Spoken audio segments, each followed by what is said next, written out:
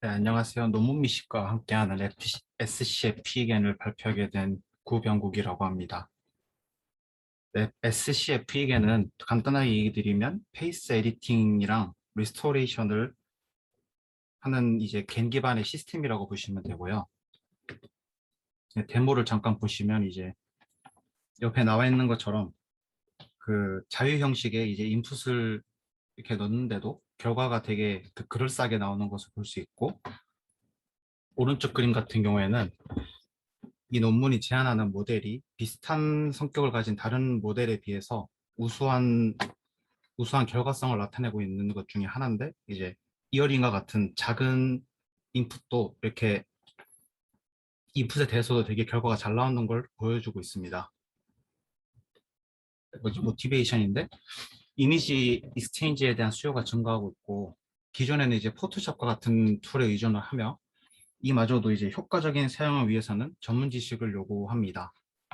그리고 기존의 이제 리스토레이션 방법은 인코더, 디코더, 제너레이트를 통해서 주로 스퀘어 형식의 마스크를 복구를 하고, 그 다음에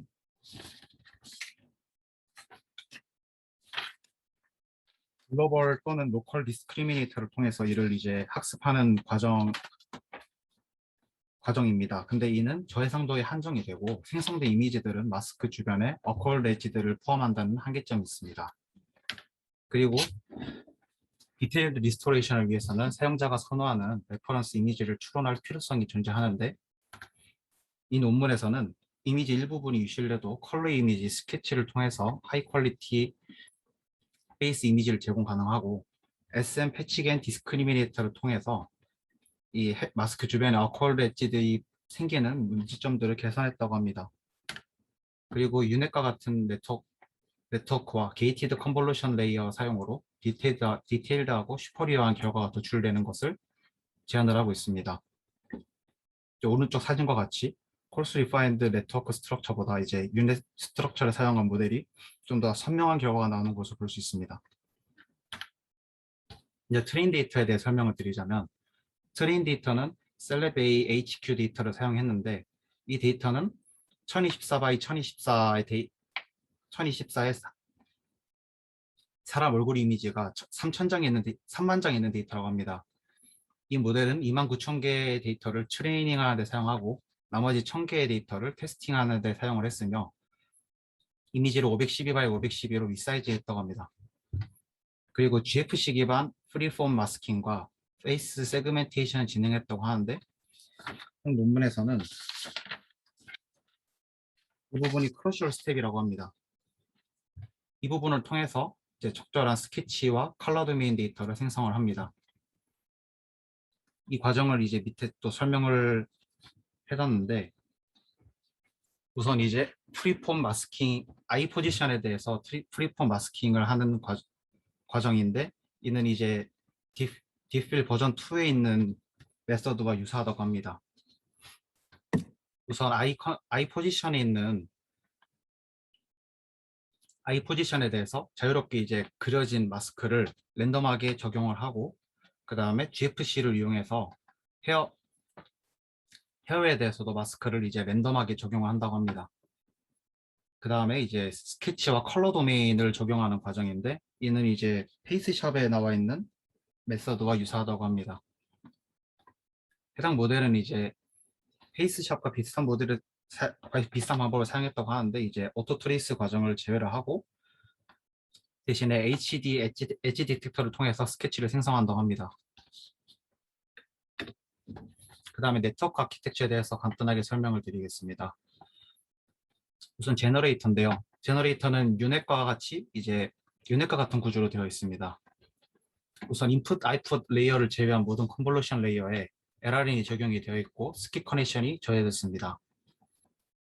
그리고 우선 다운샘플링에서는 스트레이드 2를 가지는 커널 컨볼루션이 7번 진행이 되고, 그 다음에 업샘플링 과정 전에 딜레이티드 컨볼루션이 4번 적용이 되어 있습니다. 그리고 인풋 텐서는 아까 보셨던 것 같이 이 기법들을 적용한 이제 인풋이 이제 512 by 512 9채널로 들어가고, 그다음에 아웃풋은 그 RGB 채널로 된 512 by 512 이미지가 나오게 됩니다. 그리고 해당 논문에서는 이제 파셜 컨볼루션에 제한 소개되어 있는 것과 같이 이제 기존의 겐로스를 포함하여 퍼픽셀 로스, 퍼셉추얼 로스, 스타일 로스와 이제 토탈 바리언스 로스를 사용했다고 합니다.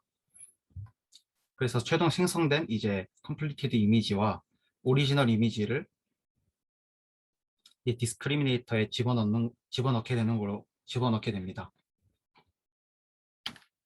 디스크리미네이터 같은 경우에는 이제 SM 패치겐과 같은 디스크리미네이터 구조를 사용했고 SM 컨볼루션 레이어를 이제 사용했다고 합니다. 이 부분은 제가 아직 좀 부족해가지고 생략하도록 하겠습니다. 그다음에 결과인데요. 테스팅하는데 이제 평균 GPU를 사용하면 44ms 그리고 CPU를 사용한 경우에 53ms가 걸린다고 합니다. 512에 512 해상도를 가진 이미지에 대해서 이 정도면 되게 빠르다고 저는 생각을 합니다.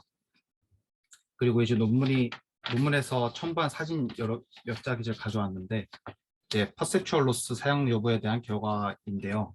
퍼셉추얼 로스는 이제 VGG 기반의 컨텐트 로스를 의미한다고 합니다. 그래서 그냥 그림과 같이 이제 VGG 로스를 사용하게 되면 이제 그렇지 않은 경우 대비 이제 생성되는 이미지가 훨씬 퀄리티가 높은 것을 볼 수 있습니다.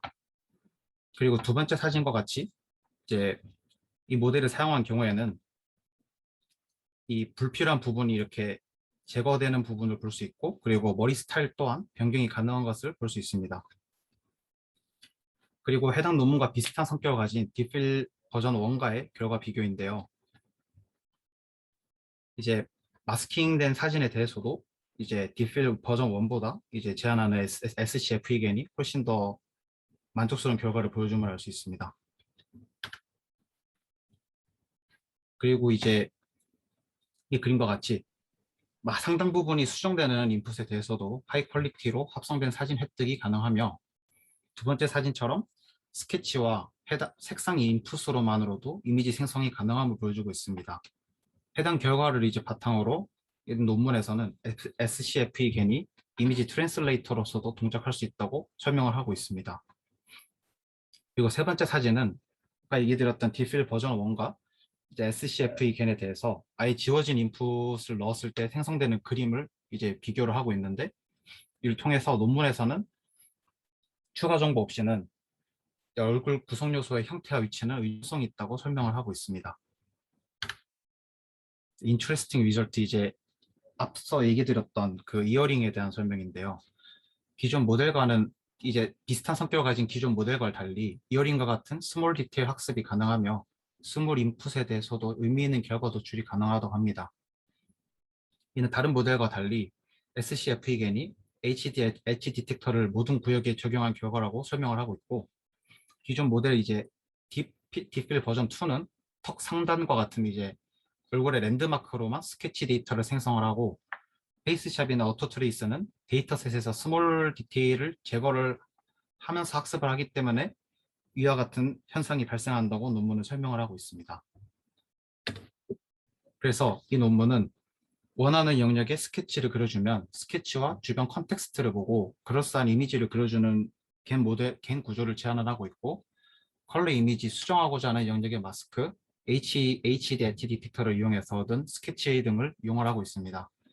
그리고 퍼셜 컨볼루션 베이스드 패딩과 펄픽셀 로스, 퍼셉추얼 로스, 스타일 로스, 그리고 토탈 베리언스 로스 등을 이용해서 안정적인 학습을 수행하는 모델입니다. 다음 코드인데요.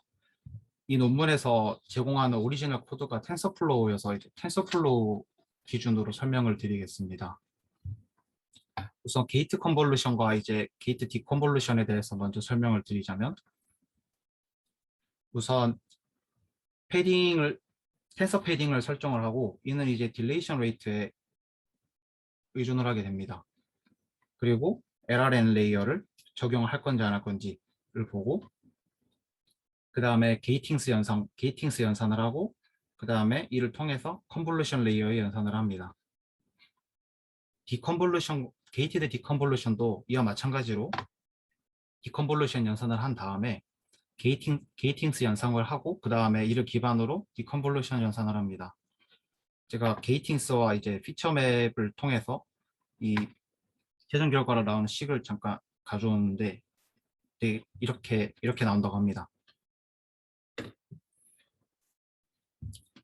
그리고 모델에 대해서 설명을 드리는데 이제 이를 통해서 디멘션과 쉐입을 먼저 설정을 하고 그 다음에 이제 모델 구조는 다음과 같고 우선 채널 넘버를 설정을 하고 그 다음에 게이티드 디컨볼루션을 위한 아웃풋 쉐이프를 설정을 합니다. 그리고 이 부분은 인코더 파트고 아까 얘기 드린 것 같이 이제 커널 컨볼루션 7번 반복되는 구조로 되어 있습니다. 그리고 마찬가지로 디코더로 들어가기 전에 딜레이티드 게이티드 컨볼루션 파트가 4번 이렇게 반복이 되고 그 다음에 컨볼루션과 마찬가지로 7번 진행되는 디코더 파트가 디컨볼루션으로 진행되는 디코더 파트가 있고 그 다음에 이렇게 표시해 놓은 것처럼 에러에는 이제 인풋과 아웃풋을 제외한 모든 레이어에 들어가는 걸로 되어 있습니다. 그리고 마지막으로 하이퍼볼릭 탄젠트가 이제 아웃풋 레이어의 액티베이션 펑션이 되는 걸로 되어 있습니다. 네, 감사합니다.